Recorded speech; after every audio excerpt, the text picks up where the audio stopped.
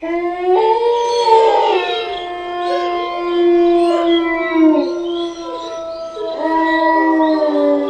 वालेकुम लिसनर्स, क्या हाल है आप सबका। Welcome to my channel.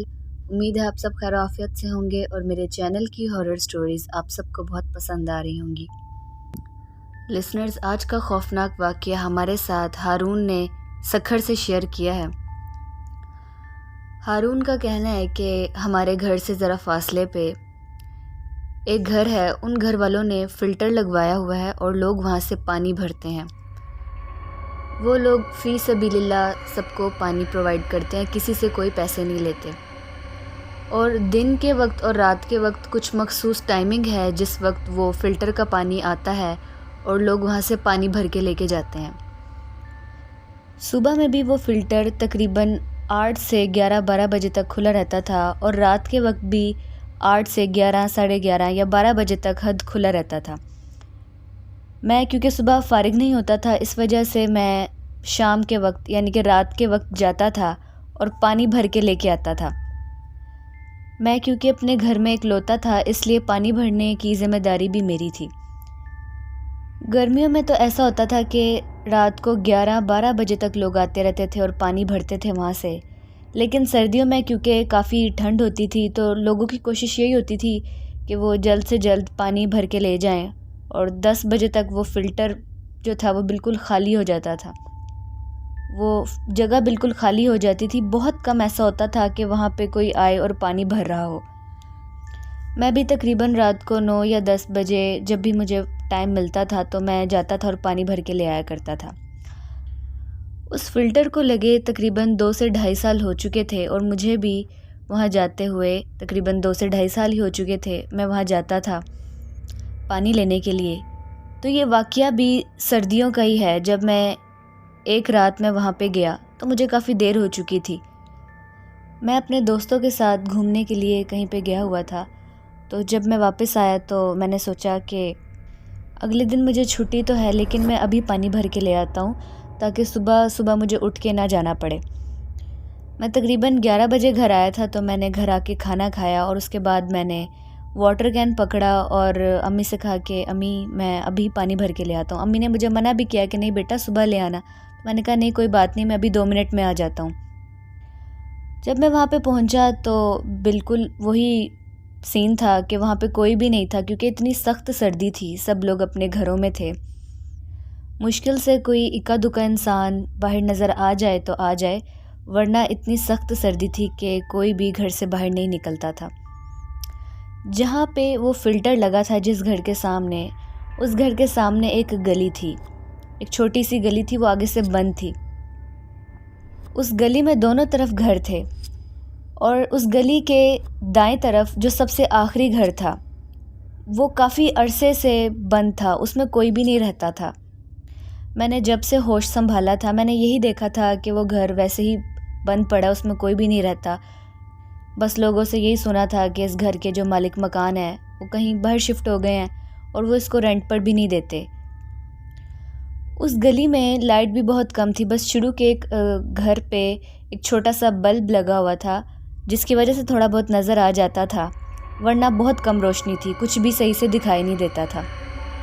मैंने वाटर कैन नलके के नीचे रखा ताकि वो भर जाए पानी से और मैं तब तक इधर उधर वॉक करने लग गया। अचानक से मुझे ऐसे लगा कि जैसे उस गली वाली साइड से किसी औरत के बोलने की आवाज़ आ रही है।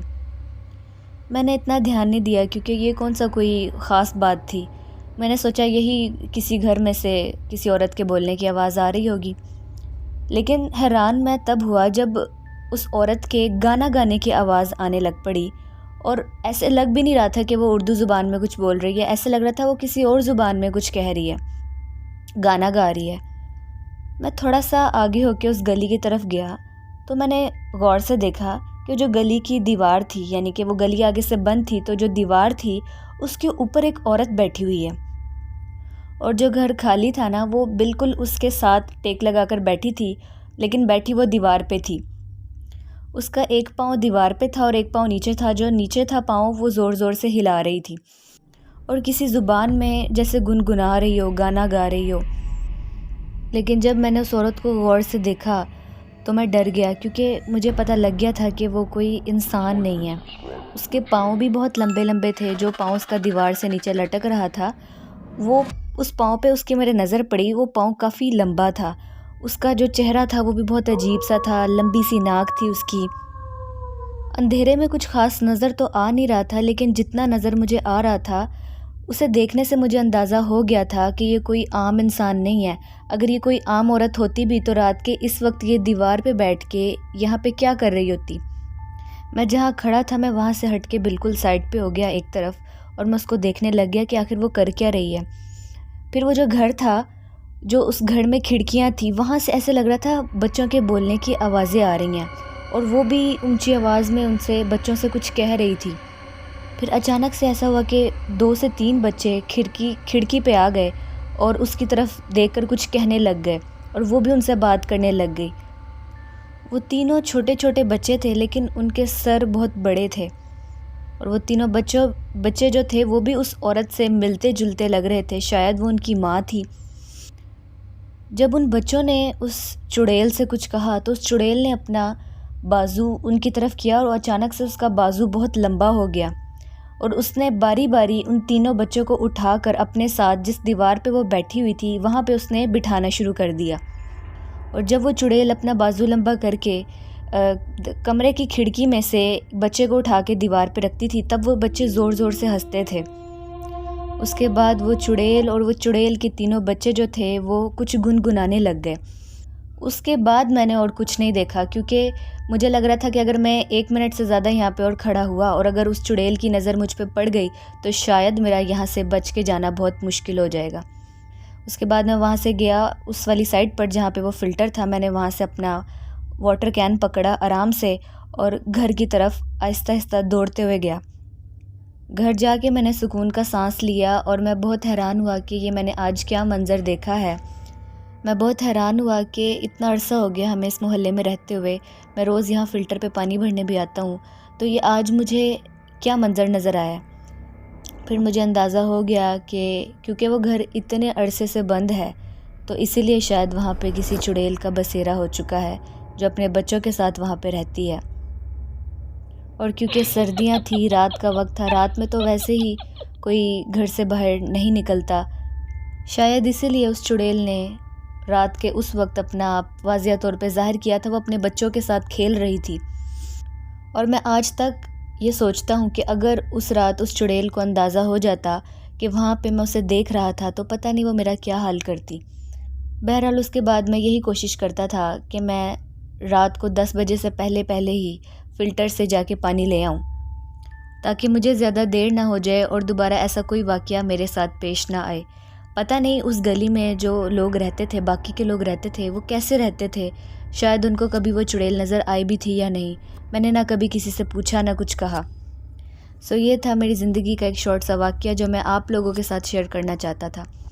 لسنرز، یہ تو ایک کامن سی بات ہے کہ جو گھر یا جو جگہ خالی رہتی ہے، جس کو 40 دن سے زیادہ ہو جائیں، وہاں پہ کوئی انسان نہ جائے، وہاں پہ کسی قسم کی لائٹنگ نہ کی جائے، کسی قسم کا ذکر نہ کیا جائے، تو وہاں پر ایسی چیزیں اپنا بسیرا کر لیتی ہیں۔